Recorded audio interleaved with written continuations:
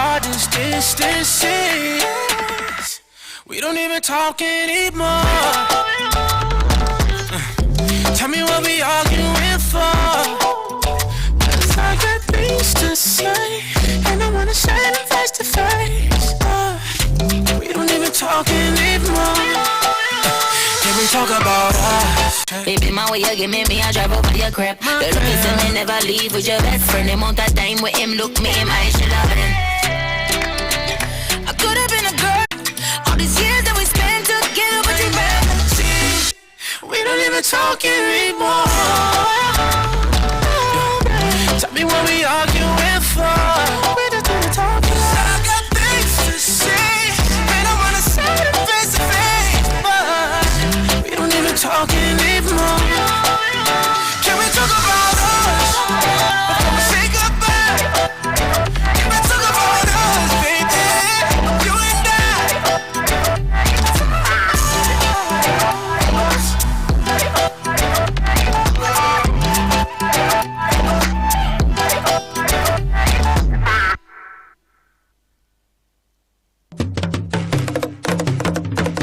Wo táwò ewédú gbẹ̀gìrì àmàlà ó ń gbóná fẹlifẹli nìbàdàn ìlú rédíò Aloore. Èyí ni rédíò Aloore tó kalẹ̀ sí yàrá ìgbóhùnsáfẹ́fẹ́ GSM níléeṣẹ́ ètò ìròyìn àṣà àti ìrìnàjò afẹ́ nípínlẹ̀ Ọ̀yọ́. Ìròyìn àgbáyé la mú wá fún yín, ṣáájú ẹ gbọ́ kókó tó wà nínú ìròyìn náà. Gómìnà Mákindé ṣèlérí láti ṣe àgbéyẹ̀wò àwọn ọmọ ẹgbẹ́ FIBAN tí wọ́n gbaṣẹ́ lọ́wọ́ wọn nílé iṣẹ́ tẹlifíṣàn ìpínlẹ̀ Ọ̀yọ́. Ìjọba ìpínlẹ̀ Ọ̀yọ́ rọ àwọn agbóhùnsáfẹ́fẹ́ àti àwọn tó ń lo ojú òpó ayélujára láti yàgò fún gbígbé ìròyìn òfegè. Gómìnà Mákindé ṣèlérí láti ṣe ìdásílẹ̀ ilé ẹ̀kọ́ gíga ìmọ̀ ọ̀gbìn àti ti sáyẹ́ǹsì sílùú Ìsẹ́yìn. Ilé ẹjọ́ gíga lórílẹ̀‐èdè Gẹ̀ẹ́sì ti ní agbègbè Niger Delta ní ẹ̀tọ́ láti gbé iléeṣẹ́ epo rọ̀bì ṣẹ́ẹ̀rì ilé ẹjọ́. Nílẹ̀ òkèrè, àwọn tó fẹ̀hónúhàn lórílẹ̀‐èdè Myanmar tún ti padà síbi ìfẹ̀hónúhàn wọn gẹ́gẹ́ bí orílẹ̀‐èdè Amẹ́ríkà ti fòfin de olórí ìgbésùmọ̀mí. Wàyí o, ẹ gbọ́ ìròyìn náà lẹ́kùnrẹ́rẹ́. Orúkọ tèmi ni Adéọlá Adéwọlé. Gómìnà ìpínlẹ̀ Ọ̀yọ́ onímọ̀ ẹ̀rọ Ṣèyí Mákindé ti sọ yàyà pé ìṣèjọba rẹ̀ yóò ṣe àgbéyẹ̀wò bí wọ́n ṣe gbaṣẹ́ lọ́wọ́ àwọn ọmọ ẹgbẹ́ FIBAN láìpẹ́ yìí nílé iṣẹ́ móhùnmáwòrán ìjọba ìpínlẹ̀ Ọ̀yọ́. Gómìnà Mákindé ẹni tí ó sọ yìí di mímọ̀ nígbà tí ó ń gba àwọn ọmọ ẹgbẹ́ ọ̀hún lálejò nílé ìjọba Lágòdì nílùú Ìbàdàn ṣàfikún rẹ̀ pé ìṣèjọba rẹ̀ yóò máa ṣe ètò ìjọba gbangba làṣáta láti rí dájú pé ìpínlẹ̀ Ọ̀yọ́ gòkè àgbà. Gómìnà Mákindé wá ṣèlérí láti bójú wo awuyewuye tó ń wáyé láàrin iléeṣẹ́ móhùnmáwòrán BCOS àti àwọn ọmọ ẹgbẹ́ FIBAN láàrin ọ̀sẹ̀ mẹ́rin sásìkò yìí, pẹ̀lú àfikún pé òun dúpẹ́ púpọ̀ lọ́wọ́ wọn nípa akitiyan wọn láti jẹ́ kí òun dé ipò aláṣẹ ìpínlẹ̀ Ọ̀yọ́. Ṣáájú nínú ọ̀rọ̀ rẹ̀, alága ẹgbẹ́ FIBAN ní ìpínlẹ̀ Ọ̀yọ́ ọ̀gbẹ́ni Ṣeun Awódélé ṣe lálàyé pé ẹgbẹ́ ọ̀hún yóò sa gbogbo akitiyan rẹ̀ láti máa ṣúgbà ìṣèjọba tó wà lóde ní ìpínlẹ̀ yìí nípa fífọwọ́sowọ́pọ̀ lórí àwọn ètò rẹ̀ tó ní ń ṣe pẹ̀lú ọ̀rọ̀ ìgbóhùnsáfẹ́fẹ́. Ọ̀gbẹ́ni Awódélé ṣàfikún rẹ̀ pé ẹgbẹ́ FIBAN yóò tún ṣúgbà ìjọba láti rí dájú pé ó kẹsẹ̀ járí lórí àwọn àfojúsùn rẹ̀ lórí ètò ẹ̀kọ́, ìlera, ìdàgbàsókè àwùjọ àti ìgbáyégbádùn àwọn ènìyàn ní ìpínlẹ̀ Ọ̀yọ́. Wàyí o, ìjọba ìpínlẹ̀ Ọ̀yọ́ ti ké sí àwọn agbóhùnsáfẹ́fẹ́ àti àwọn tó lójú òpó ayélujára láti yàgò fún dídá wàhálà sílẹ̀ ní ìpínlẹ̀ yìí nípasẹ̀ gbígbé ìròyìn tí kò lẹ́sẹ̀ ńlẹ̀ káàkiri fún àwọn ènìyàn. Olùbádámọ̀ràn pàtàkì fún gómìnà lórí ọ̀rọ̀ ètò ààbò Ọ̀gbẹ́ni Fatai Owóṣeni ló gbà wọ́n nímọ̀ràn pé ìròyìn yòówù tó lè jẹ́, pàápàá jùlọ èyí tó bá jẹ mọ́ ọ̀rọ̀ ààbò, gbọ́dọ̀ jẹ́ yíyẹ̀wò fínífíní kí wọ́n tó gbé irúfẹ́ ìròyìn ọ̀hún jáde kí ó má lè dá wàhálà sílẹ̀ nípínlẹ̀ Ọ̀yọ́. Ọ̀gbẹ́ni Owóṣeni tún ṣe lálàyé pé ìjọba tó wà lóde lọ́wọ́lọ́wọ́ ní ìpínlẹ̀ yìí ti ṣe àgbékalẹ̀ onírúurú àǹfààní tí yóò mú ìpínlẹ̀ Ọ̀yọ́ tayọ àwọn akẹgbẹ́ rẹ̀ lórílẹ̀‐èdè Nàìjíríà.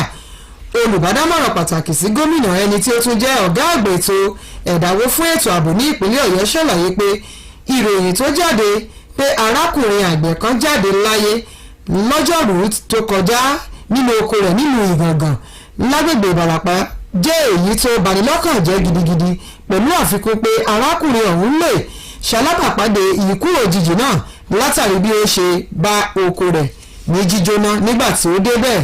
Ọ̀gbẹ́ni Owóṣe ní wá korojú sí bí àwọn oníròyìn kan ṣe ń gbé kiri pé àwọn darandaran ni wọ́n ṣekú pa arákùnrin ọ̀hún. Ó wá rọ̀ wọ́n láti máa ṣe òfintótó ìwádìí ìròyìn tí wọn yóò bá gbé síta fún aráyé kí ó má lè fa rògbòdìyàn láàrin ìlú. Ní báyìí ná, gómìnà Ṣèyí Mákindé ti ìpínlẹ̀ Ọ̀yọ́ ti ṣàlàyé ìpinnu ìṣèjọba rẹ̀ láti ṣe ìdásílẹ̀ ilé ẹ̀kọ́ gíga ìmọ̀ ọ̀gbìn àti ti sáyẹ́ǹsì ní èyí tí yóò jẹ́ ara iléèwé gíga LAUTECH tí wọn yóò ṣàgbékalẹ̀ rẹ̀ sí ìlú Ìṣẹ́yìn. Gómìnà Mákindé ṣàlàyé yìí nígbà tí ó ń gba èsì ìwádìí àwọn ìgbìmọ̀ tó ń jíròrò lórí ọ̀rọ̀ LAUTECH ní ọ́fíìsì rẹ̀ lágòdì nílùú Ìbàdàn. Onímọ̀ ẹ̀rọ Ṣèyí Mákindé fìdí rẹ̀ múlẹ̀ pé gbígba iléèwé gíga LAUTECH kúrò lọ́wọ́ ìpínlẹ̀ Ọ̀ṣun kì í ṣe látàrí ìtakàngbọ̀n, ṣùgbọ́n ó jẹ́ ọ̀nà láti rí i wípé àfojúsùn ìṣèjọba rẹ̀ lórí ọ̀rọ̀ iléèwé gíga LAUTECH wá sí ìmúṣẹ láti di ọ̀kan nínú iléèwé gíga tí yóò gbóúnjẹ fẹ́gbẹ́ gbàwó bọ̀ láwùjọ àwọn akẹgbẹ́ rẹ̀ lórílẹ̀‐èdè àgbáyé. Pẹ̀lú àfikún pé òun gbóríyìn fún àwọn ìgbìmọ̀ ọ̀hún fún ọkàn akin tí wọ́n ní, tí òun sì tún gbóríyìn fún gómìnà Gbóyèga Oyètọ́lá ti ìpínlẹ̀ Ọ̀ṣun bí kò ṣe ti ọ̀rọ̀ òṣèlú bọ ọ̀rọ̀ iléèwé gíga LAUTECH ọ̀hún. Gómìnà Mákindé ṣàlàyé pé òun ti buwọ́ lu àbá ìwé òfin ti ilé ẹ̀kọ́ gíga LAUTECH ti ọdún 2020, pẹ̀lú àfikún pé ìpínlẹ̀ Ọ̀yọ́ yóò ṣe ohun tó yẹ láti lè yí ilé ìwé gíga ọ̀hún padà sí bó ṣe yẹ kó wà tẹ́lẹ̀ tí wọ́n yóò lè ní àǹfààní láti lè máa kọ́ ẹ̀kọ́ òfin níbẹ̀. Gómìnà Mákindé ó wá mú dá àwọn ìgbìmọ̀ olùjíròrò ọ̀hún lójú pé òun yóò ṣe àyẹ̀wò àbájáde wọn fínífíní láti lè ṣiṣẹ́ lórí rẹ̀ ní kíákíá. Bákan náà, ilé ẹjọ́ tó ga jùlọ lórílẹ̀‐èdè Gẹ̀ẹ́sì ti sọ di mímọ̀ pé àwọn agbègbè tí iléeṣẹ́ epo rọ̀bì Shell bá bàjẹ́ pẹ̀lú epo wọn ni ó ní ẹ̀tọ́ lábẹ́ òfin láti gbé iléeṣẹ́ bẹ́ẹ̀ lọ sí ilé ẹjọ́. Ìpinnu yìí ló wáyé látàrí bí iléeṣẹ́ epo rọ̀bì náà ti pe ẹjọ́ kòtẹ́milọ́rùn láti tako jíjáwé olúborí láti ilé ẹjọ́ tí àwọn ará agbègbè náà pè láti bí ọdún 5 sẹ́yìn. Àwọn agbègbè tó wà lẹ́kùn Niger Delta tí wá sọ àsọyọ̀ rẹ̀ pé láti bí ọdún tí ó ti pẹ́ ni epo rọ̀bì àwọn iléeṣẹ́ náà ti mú ìpalára bá ìlera àti ẹ̀mí àwọn olùgbé ibẹ̀. Àmọ́ iléeṣẹ́ epo rọ̀bì Shell ní tirẹ̀ ní iléeṣẹ́ náà ni ó yẹ kí wọ́n fi bá ilé ẹjọ́ gẹ́gẹ́ bí òfin orílẹ̀-èdè Nàìjíríà. Tí ilé ẹjọ́ gíga ilẹ̀ Gẹ̀ẹ́sì wá sọ di mímọ̀ pé ẹjọ́ tí olùpẹ̀jọ́ tí ṣe agbègbè Bill àti Ọ̀gálẹ̀ nílẹ̀ Ògùn pé tako Royal Dutch ni kò lẹ́sẹ̀ nínú, tí wọ́n sì ti ní ẹ̀tọ́ láti lọ sí ilé ẹjọ́ tí kò bá tẹ́ wọn lọ́rùn. Èyí wáyé lẹ́yìn àárín ọ̀sẹ̀ méjì tí ilé ẹjọ́ gíga lórílẹ̀‐èdè Dutch ti pa aláṣẹ fún iléeṣẹ́ epo rọ̀bì láti san owó gbàmábìínú fún àwọn àgbẹ̀ tí oko wọn faragbá nínú ìṣẹ̀lẹ̀ náà. Nílẹ̀ òkèrè, ogunlọ́gọ̀ èrò ló jáde bọ́ sí ìgboro orílẹ̀-èdè Myanmar láti béèrè fún olórí wọn Aung San Suu Kyi fún ẹ̀hónú ọlọ́jọ́ keje lẹ́yìn ìgbà tí ilẹ̀ Washington ti kéde ìfòfindè olórí àwọn lẹ́yìn ìdìtẹ̀gbàjọba lọ́sẹ̀ tó kọjá. Ìbínú àti ìrúnú ọ̀hún ló mú kí ogunlọ́gọ̀ àwọn ènìyàn tún jáde lórílẹ̀‐èdè náà láti béèrè fún ìgbéjọba sílẹ̀ àwọn olórí wọn. Ìfẹ̀hónú ọ̀hún ni wọ́n ti ń ṣe ní wọ́ọ́rọ́wọ́ láìsí jàgídíjàgan dání, àmọ́ tí àwọn ọlọ́pàá ń ta ọta ìbọn onírọ́bà lu àwọn akẹ́kọ̀ọ́ níbi tí wọ́n ti ń ṣe ìwọ́de ìjókòó wọ́ọ́rọ́wọ́ wọn nílùú Malayin. Ìròyìn àgbáyé fún tíṣà yìí kò ní jù báyìí lọ, ṣùgbọ́n kí a tó ní ìròyìn wá sópin, ẹ gbọ́ kókó ìròyìn náà lẹ́ẹ̀kan sí i. Gómìnà Mákindé ṣèlérí láti ṣàgbéyẹ̀wò àwọn ọmọ ẹgbẹ́ FIBAN tí wọ́n gbaṣẹ́ lọ́wọ́ wọn nílé iṣẹ́ tẹlifíṣàn ìpínlẹ̀ Ọ̀yọ́.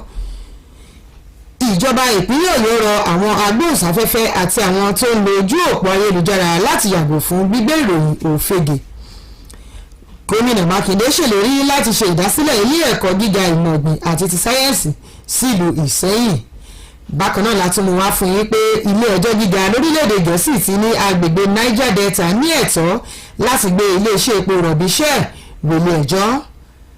Nílé òkèèrè a tún mú wá fún yín pé àwọn tí ó fẹ̀hónú hàn lórílẹ̀‐èdè Myanmar ti tún padà síbi ìfẹ̀hónúhàn wọn gẹ́gẹ́ bí orílẹ̀‐èdè Amẹ́ríkà ti fòfin de olórí ìgbésùmọ̀mí ọ̀hún.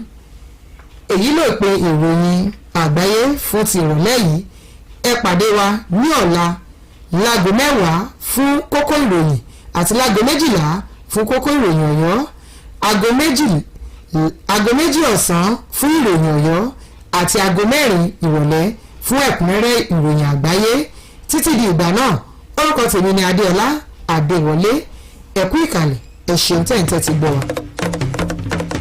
Wò ó tán wò ewédú gbẹ̀gìrì àmàlà ó ń gbóná fẹlifẹli nìbàdàn ìlú rédíò Aloore.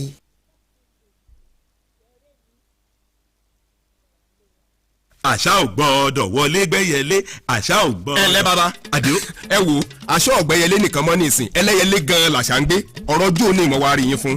ṣé ẹ rí nígbà tí ìjọba kọ̀ tí ó sọ̀rọ̀ láwọn ọ̀dọ́ ti ṣaṣara bàgbó pé kí gbogbo àwọn oníṣẹ́ bí ó kù lágbègbè wa ni wọ́n bá níjọba sọ pé kámórí wá ká fọrùn lẹ̀. tá ń sọ bẹ́ẹ̀ àdìo ìwọ náà sì tún pẹ̀lú ọ̀bọ jáwúra ní bí wọ́n mọ̀ pé nǹkan tíjọba àpínlẹ̀ Ọ̀yọ́ ń sọ ni pé a lè fi nǹkan tó kù díẹ̀ káàtó ṣàtúnṣe nǹkan tí ò dáa ó dáa àdìo láti gbẹ̀ tí wàá déhùn ṣé eégún kan ti wá yọrẹ sí babaláwo yín bí. rárá o bàbá. ní nǹkan tó jẹ́ pé kẹ́yìn ọ̀dọ́ tó fọn níjọba ti yàwó tùlù fún ẹ̀ṣọ́ aláàbò àmọ̀tẹ́kùn pé kí wọ́n fi tọ̀gbẹ́ tààlà láti lé gbogbo àwọn ẹni ibi jáde ní kọ̀lọ̀fín wọn bẹ́ẹ̀ ló ṣètò ọlọ́pàá scrodom ibi fáàbò gbogbo wa nípìnlẹ̀ Ọ̀yọ́ náà ni ṣèjọba tó wáá ṣèyún ní òwà rẹ̀ nìràn lẹ́rù ni ó tó mọ́ ọkọ̀ fẹ́ bí. ọ̀rọ̀ yín yé mi bàbá àmọ́ ọ̀tọ̀ ní táwọn èèyàn máa ń wíìkì.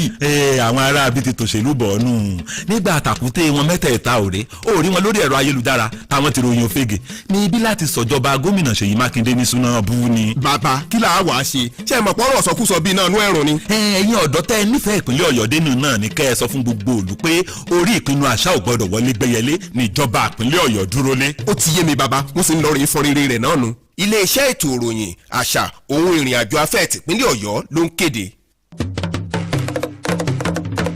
Wò ó tán wò ewédú gbẹ̀gìrì àmàlà ó ń gbóná fẹlifẹli nìbàdàn ìlú rédíò Aloore.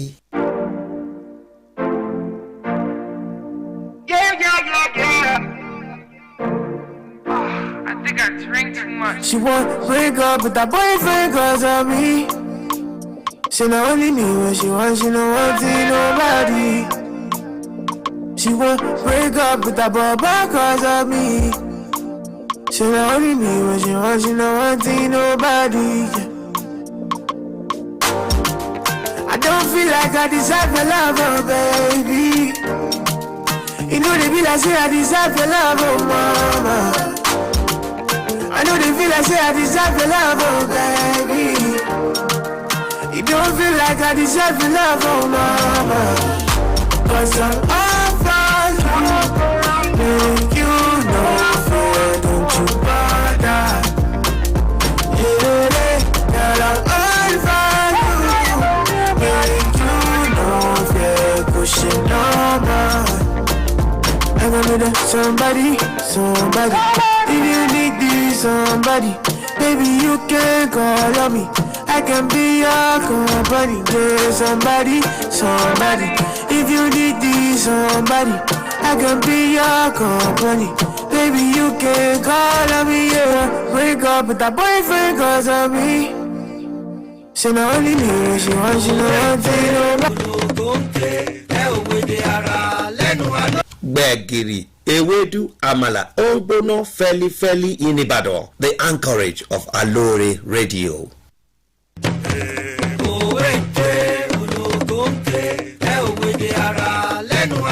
Gbẹ̀gìrì ewédú àmàlà ó ń gbóná fẹ́lifẹ́li in Ìbàdàn. The anchorage of Aloore Radio. This is Aloore Radio, transmitting from the GSM studio at the Ministry of Information, Culture and Tourism Secretariat, Agodi, Ibadan. Here is the world news. I am Mariam Oguremi. First, the highlights. Governor Makinde says government will review the sack of FIBA members from BCOS.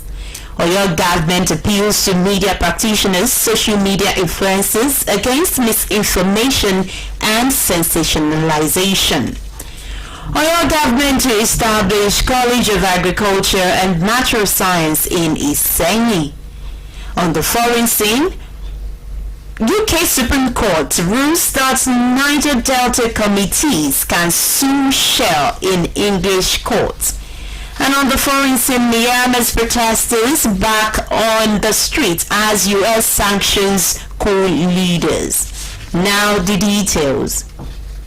Oyo State Governor Engineer Seyi Makinde has declared that his administration will review the recent sack of members of the Freelance and Independent Broadcasters Association of Nigeria (FIBAN) from the Broadcasting Corporation of Oyo State (BCOS). Governor Makinde, who stated this while receiving members of the association at the Government House, Agodi, Ibadan, added that his administration will continue to run an open government and ensure the uplift of the state. The governor also promised to look into lingering issues between BCOS and FIBAN members within the next 4 weeks, adding that he is grateful for their contributions towards his emergence as the governor of the state. Earlier in his address, the state chairman of FIBAN, Comrade Seun Awodele, hinted that the association will do all within its capacity to give support to the present administration by supporting its programs and policies with their broadcast contents. Comrade Awodele added that the body would equally support the government to achieve its mandate and projections in the areas of education, health, urban development, and social welfare for the people.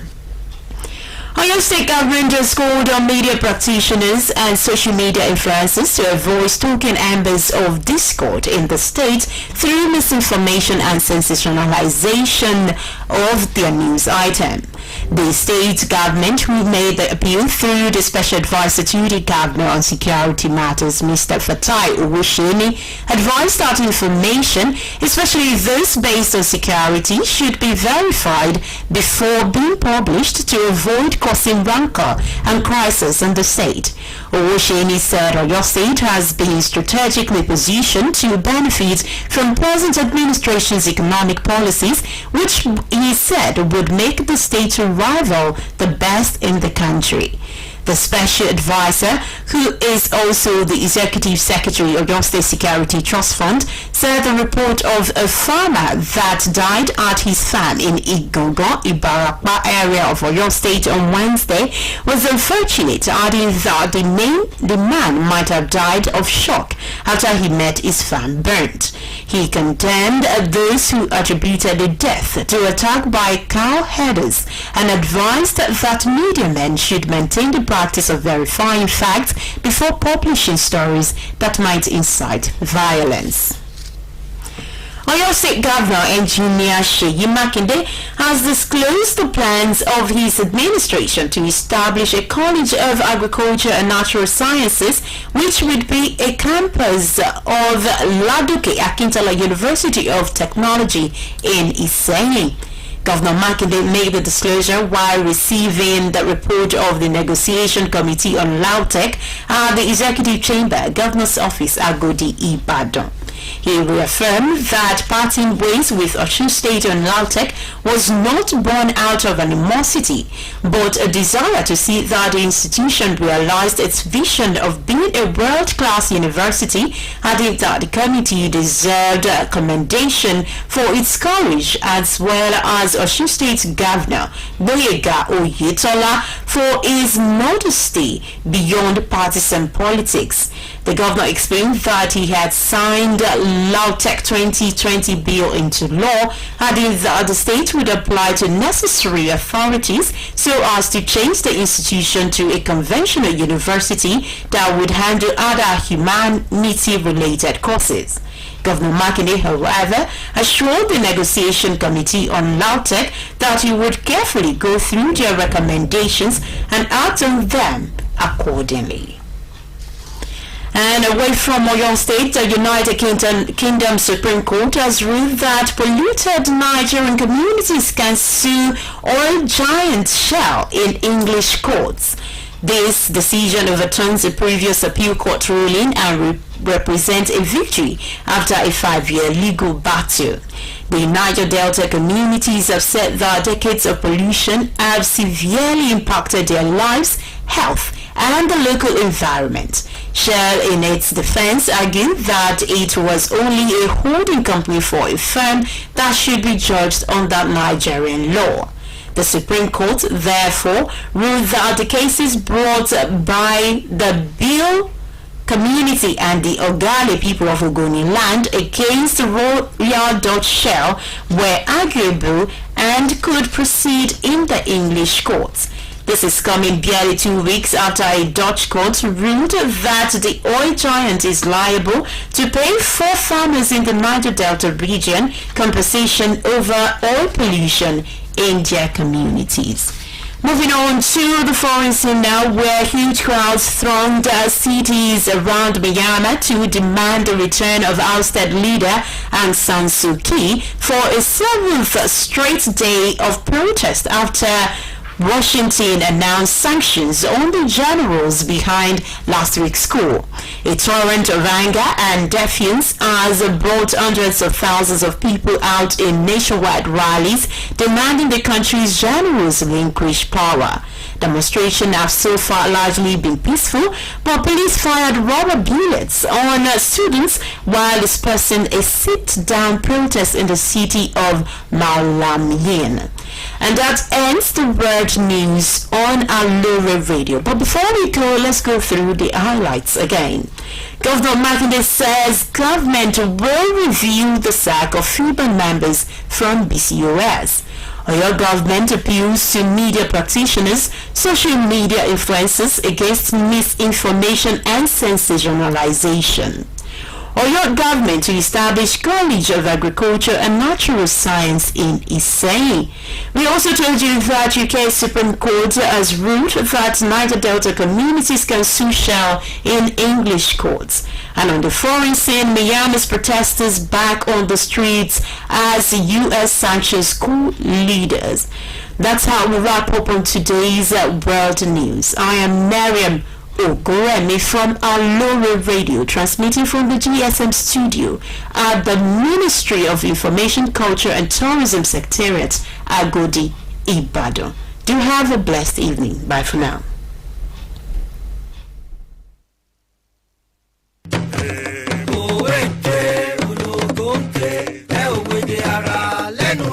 Gbẹ̀gìrì, ewédú, àmàlà, ó ń gbóná fẹ́lifẹ́li in Ibadan. The anchorage of Aloore Radio.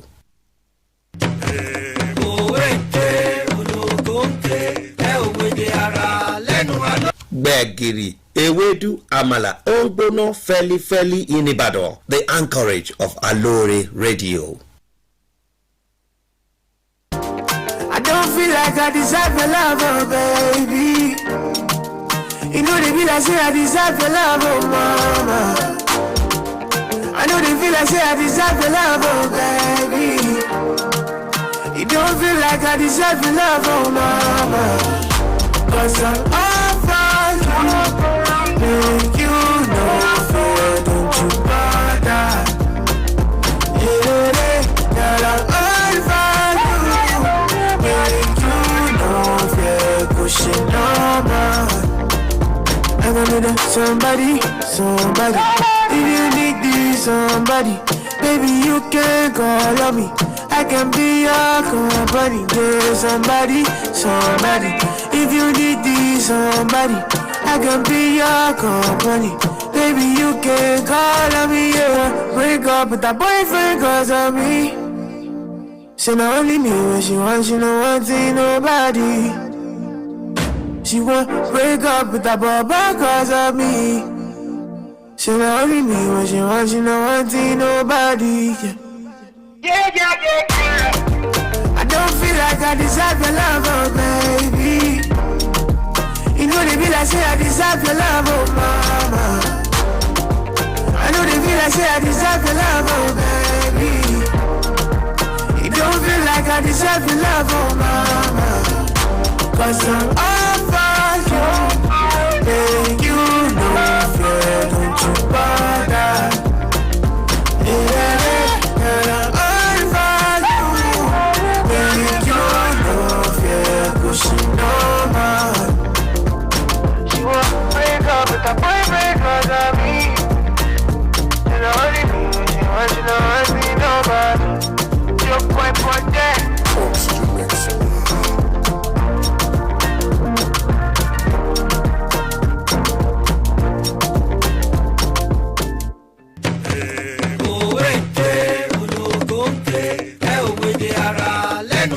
Gbẹ̀gìrì, ewédú, àmàlà, ó ń gbóná fẹ́lifẹ́li in Ìbàdàn. The anchorage of Aloore Radio. àṣà ò gbọ́dọ̀ wọlé gbẹ́yẹlé àṣà ò gbọ́dọ̀. ẹ ǹlẹ́ bàbá àdìo.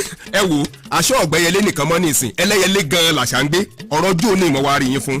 ṣé ẹ rí nígbà tí ìjọba kọ̀ tí ó sọ̀rọ̀ láwọn ọ̀dọ́ ti ṣaṣara bàgbó pé kí gbogbo àwọn oníṣẹ́ bí ó kù lágbègbè wa ni wọ́n bá níjọba sọ pé kámórí wá ká fọrùn lẹ̀. ta ń sọ bẹ́ẹ̀ àdìo ìwọ náà sì tún pẹ̀lú ọ̀bọ jáwúra ní bí wọ́n mọ̀ pé nǹkan tíjọba àpínlẹ̀ Ọ̀yọ́ ń sọ ni pé a lè fi nǹkan tó kù díẹ̀ káàtó ṣàtúnṣe nǹkan tí ò dáa ó dáa àdìo láti gbẹ̀ tí wàá déhùn ṣé eégún kan ti wá yọrẹ sí babaláwo yín bí. rárá o bàbá. ní nǹkan tó jẹ́ pé kẹ́yìn ọ̀dọ́ tó fọn níjọba ti yàwó tùlù fún ẹ̀ṣọ́ aláàbò àmọ̀tẹ́kùn pé kí wọ́n fi tọ̀gbẹ́ tààlà láti lé gbogbo àwọn ẹni ibi jáde ní kọ̀lọ̀fín wọn bẹ́ẹ̀ ló ṣètò ọlọ́pàá scrodom ibi fáàbò gbogbo wa nípìnlẹ̀ Ọ̀yọ́ náà ni ṣèjọba tó wáá ṣèyún ní òwà rẹ̀ nìràn lẹ́rù ni ó tún mọ́ ọkọ̀ fẹ́ bí. ọ̀rọ̀ yín yé mi bàbá àmọ́ ọ̀tọ̀ ní táwọn èèyàn mọ̀ wíìkì. àwọn ará bíi ti tòṣèlú bọ̀ ọ́nù nígbà àtàkùté wọn mẹ́tẹ̀ẹ̀ta òré òrí wọn lórí ẹ̀rọ ayélujára táwọn ti ròyìn òfegè ní ibi láti sọ̀jọba gómìnà Ṣèyí Mákindé ní súná bú ni. bàbá kí là á wàá ṣe ṣé ẹ mọ̀ pọ́nrọ̀ sọkúsọ bíi náà nú ẹ̀rùn ni. ẹ̀yin ọ̀dọ́ tẹ́ ẹ nífẹ̀ẹ́ ìpínlẹ̀ Ọ̀yọ́ dénú náà ni kẹ́ ẹ sọ fún gbogbo òlù pé orí ìpinnu àṣà ò gbọ́dọ̀ wọlé gbẹ́yẹlé níjọba ìpínlẹ̀ Ọ̀yọ́ dúró lé. ó ti yé mi bàbá mo sì ń lọ rèé fọrẹ́rẹ́ rẹ̀ náà nu. iléeṣẹ́ ètò ìròyìn àṣà òun ìrìn àjò afẹ́ tìpínlẹ̀ Ọ̀yọ́ ló ń kéde.